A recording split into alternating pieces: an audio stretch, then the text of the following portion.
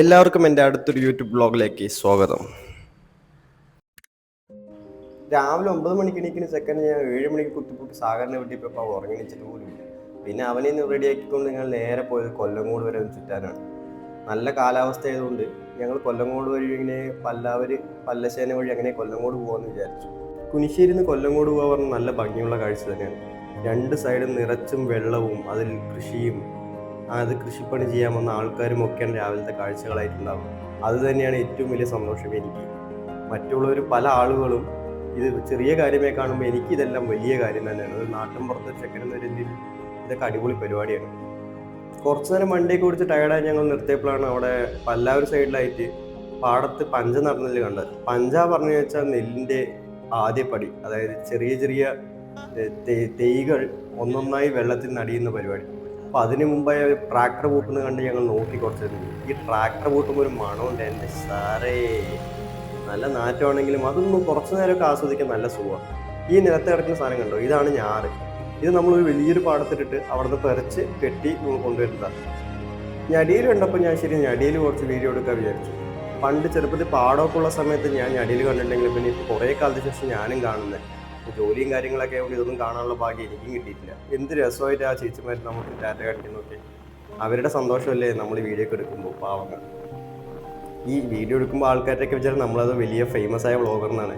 പിന്നെ നമ്മളത് വിട്ടു പറഞ്ഞില്ല, നമ്മളത് മെയിൻറ്റെയിൻ ചെയ്ത് അവരെ സൂചിപ്പിച്ചിട്ട് അങ്ങോട്ട് പോവാണ്. അടുത്തത് നമ്മൾ നേരെ എത്തിയത് പല്ലശ്ശേനക്കാവാണ്. പല്ലശ്ശേനക്കാവിൽ ഏറ്റവും മനോഹരം ഇവിടുത്തെ മീനുകൾ തന്നെയാണ്. മീൻകുളത്തി ദേവി എന്ന് വിളിക്കുന്നവിടെ ഏറ്റവും കൂടുതൽ വരുന്നത് തമിഴ്നാട്ടിൽ നിന്നുള്ള ഭക്തരാണ്. കാരണം എന്താണെന്ന് പറഞ്ഞാൽ തമിഴ്നാട്ടിലുള്ളവരുടെ പകുതി പേരുടെ നേർച്ച ഇവിടെയാണുള്ളത്. അതായത് അവിടെ എന്തെങ്കിലും ദോഷങ്ങൾ ജാതകത്തിൽ എന്നൊക്കെ പറഞ്ഞാൽ അവർ നേർച്ച നേരുന്നത് ഈ അമ്പലത്തേക്കാണ്. ഈ അമ്പലത്തെ കുളത്തിൽ ഒരുപാട് മീനുകളുണ്ടെങ്കിലും പണ്ട് ഞാൻ ഇവിടെ ഒരു വെള്ള മീനിനെ കണ്ടായിരുന്നു. അതിനിപ്പോൾ കാണാൻ പറ്റിയില്ലെങ്കിലും അതിമനോഹരമാണ് ആ വെള്ള മീൻ. കോഴിക്കാർപ്പിൽപ്പെട്ടൊരു മീനാണെന്നാണ് അവിടുത്തെ പൂജാരി പറഞ്ഞിട്ടുണ്ടായിരുന്നത്. ഇവിടെ മീനൊന്നും നമുക്ക് പിടിക്കാൻ പറ്റില്ല കേട്ടോ, മീൻ പിടിച്ചാലൊക്കെ നല്ല അടി കിട്ടും. പിന്നെ അവിടെ വിട്ട് ഞങ്ങൾ നേരെ പോയത് പോണു വഴിയിൽ അവിടെ ഒരു ശിവന്റെ അമ്പലം ഒരു പാറപ്പുറത്തുണ്ട്. അവിടെ ഇവർക്ക് കുറച്ച് ബോഡി ബിൽഡിങ്ങിന്റെ ഫോട്ടോ എടുക്കണം പറഞ്ഞു. ശരി, എൻ്റെ കൂടെ വന്നതല്ലേ, അവരുടെയും കുറച്ച് കാര്യങ്ങൾ നോക്കേണ്ടത് കൊണ്ട് ഞങ്ങൾ അത് എടുക്കാൻ വേണ്ടി പോയി. അപ്പോഴാണ് ഈ ഒരു കാഴ്ച കണ്ടത്. ഈ മഴയൊക്കെ വരുന്ന മുമ്പ് മയില് ഈലി വെടുത്ത് നിൽക്കുന്നു. സാറേ എന്ത് രസമായിരുന്നു അറിയോ. പിന്നെ അവിടുത്തെ അമ്പലം കണ്ടപ്പോൾ ഒരു പ്രത്യേകത തോന്നി. നമ്മുടെ നാട്ടിൽ കോമണായി കാണാത്ത കല്ലുകൊണ്ടുണ്ടാക്കിയ അമ്പലം. ചെറിയൊരു അമ്പലമാണെങ്കിലും ഒരു രസമൊക്കെ ഉണ്ടായിരുന്നു കേട്ടോ. പൂജാരിയും കാര്യങ്ങളും ഇല്ലാത്തതുകൊണ്ട് അടച്ചു കിടക്കായിരുന്നു. പുറത്തുനിന്ന് വേഗം തോന്നിട്ട് ഞങ്ങൾ അവിടെ സ്ഥലം വിട്ട് നേരെ കൊല്ലം കൂട്ടി. അപ്പോഴാണ് സാഗർ പറഞ്ഞത് ഇവിടെ അടിപൊളി കള്ളിഷാപ്പുണ്ട് കൊല്ലം കൊടുന്ന്. എന്നാൽ ശരി, അങ്ങോട്ട് പോവാം. പാലക്കാട് കവർ ചെയ്യുമ്പോൾ കള്ളിഷാപ്പില്ലാതെ എങ്ങനെയാണ്. നേരെ ഞങ്ങൾ ഈ കാഴ്ചകളൊക്കെ ഉണ്ട് നേരെ വിട്ടത് ആ കള്ളിഷാപ്പിലേക്കാണ്. കള്ളിഷാപ്പ് എന്നൊക്കെ പറയുമ്പോൾ നമ്മൾ കള്ളിഷാപ്പിൽ പോകണ വഴിയും കൂടി പറയണമല്ലോ. അതിമനോഹരമായ മല ഫ്രണ്ടിലും രണ്ട് സൈഡിലും പാടങ്ങൾ, ഒരു ചെറിയൊരു തണുപ്പും. ആഹാ, കള്ളിഷാപ്പിൽ എത്തിയപ്പോൾ ഞങ്ങൾക്ക് ആകെ കൺഫ്യൂഷൻ, എന്ത് ഓർഡർ ചെയ്യണം ഏത് ഓർഡർ ചെയ്യണം. അപ്പോൾ അവിടുത്തെ ചേട്ടൻ വന്നിട്ട് അവിടുത്തെ സ്പെഷ്യൽ സാധനങ്ങളൊക്കെ നമ്മളോട് പറഞ്ഞു. എന്നാൽ ശരി പോരട്ടെ ഓരോ പ്ലേറ്റ് ഞങ്ങളും പറഞ്ഞു. പിന്നെ ആ ചേട്ടൻ ഒന്നും നോക്കിയില്ല. അവിടുത്തെ കുറേ കപ്പ, ബീഫ്, പൊറോട്ട, ചിക്കൻ, താറാവ് ഇറച്ചി എല്ലാം നമുക്ക് കൊണ്ടുവച്ചു. പിന്നെ കൂട്ടത്തിൽ ഒരു കുപ്പി കള്ളും കൊണ്ടുവച്ചു. ഇരിക്കട്ടെ എന്നൊരു രസത്തിന്. ഈ എരിവൊക്കെ കഴിക്കുമ്പോൾ ചെറിയ മധുരം വേണ്ടേ, അതുകൊണ്ട് വെറും മധുരക്കള്ളാണ്, ആൽക്കഹോൾ അല്ല. പറയാതിരിക്കാൻ പറ്റില്ല കേട്ടോ. നല്ല അടിപൊളി ഭക്ഷണം, നല്ല പെരുമാറ്റമായിരുന്നു കേട്ടോ എല്ലാവരുടെയും. ഏറ്റവും നല്ല പൈതൃക ഗ്രാമത്തിനുള്ള അവാർഡ് കൊല്ലങ്കോട് കിട്ടിയ മെയിൻ കാരണം ഇവിടുത്തെ ഈ താമരപ്പാടവും കൃഷിയിടങ്ങളും എല്ലാമാണ്. ഇതാണ് താമരപ്പാടം. പാലക്കാട് വേറെ എവിടെയും ഈ സമയമാകുമ്പോഴേക്കും പഞ്ചകളൊന്നും ഇത്ര വലുതായിട്ടാവില്ല. പക്ഷെ താമരപ്പാടത്ത് ഫോട്ടോഷൂട്ടിനും കാര്യങ്ങൾക്കും വേണ്ടി എല്ലാം പച്ചപ്പ് നിറച്ച് വെച്ചിരിക്കുകയാണ്. അതൊരു മനോഹരമായ കാഴ്ച തന്നെയാണ്. ഇവിടുത്തെ പാടത്തെ ആൾക്കാർക്ക് നല്ലൊരു വരുമാന മാർഗം കൂടി അതിൻ്റെ ഈ ടൂറിസം. ചെറിയ രീതിയിൽ ടിക്കറ്റ് എമൗണ്ട് ഒക്കെ വെച്ച് 10-20 വെച്ച് അവർ അടിപൊളിയായിട്ട് പരിപാടി നടത്തുന്നത്. പാടം ഒരു പുതിയ കാഴ്ചയില്ലാത്തതുകൊണ്ട് അവിടെ ഒരുപാട് നിന്നില്ല, നേരെ വിട്ട് സീതാർകുണ്ടിക്ക്. സീതാർകുണ്ട് പോകുമ്പോൾ നമ്മുടെ സാഗർ താഴെ കിടക്കുന്ന എന്തോ ഒരു ചെടി കണ്ട് കാട്ടു തക്കാളി വേണ്ടി കഴിക്കാൻ പോയി. അപ്പോഴാണ് പറഞ്ഞത് ഇത് കഴിച്ച ചത്തു പോകുന്ന ഒരാൾ. എന്നാൽ ശരി വേണ്ടാവുന്നുണ്ട്, അവനവിടെ ഇട്ട് പോകുന്നു.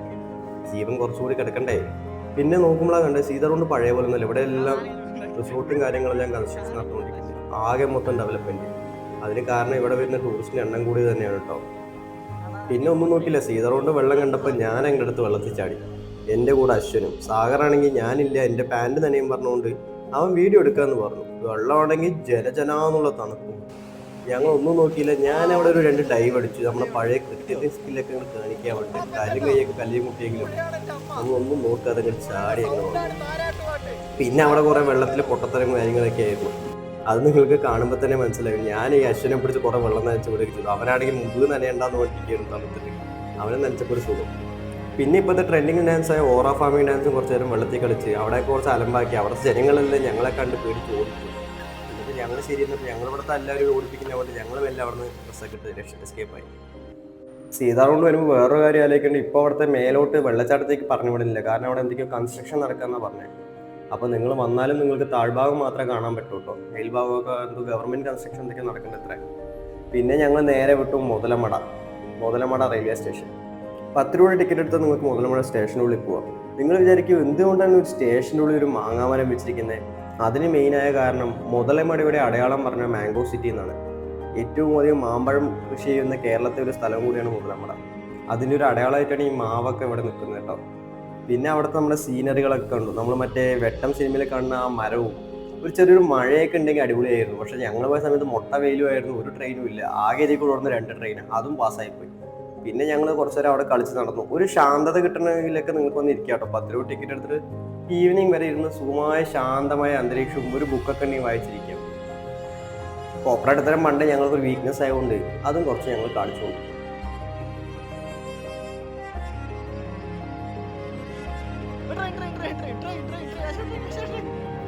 എൻ്റെ ജീവിതത്തിൽ ഇനി ഒരുപാട് ട്രെയിൻ യാത്ര വരുമെന്നും അതെൻ്റെ ജീവിതത്തിൽ ഒരുപാട് മാറ്റിമറിക്കുമെന്നുള്ള കാര്യം ആലോചിച്ചുകൊണ്ട് ഈ വീഡിയോ അവസാനിക്കുന്നു.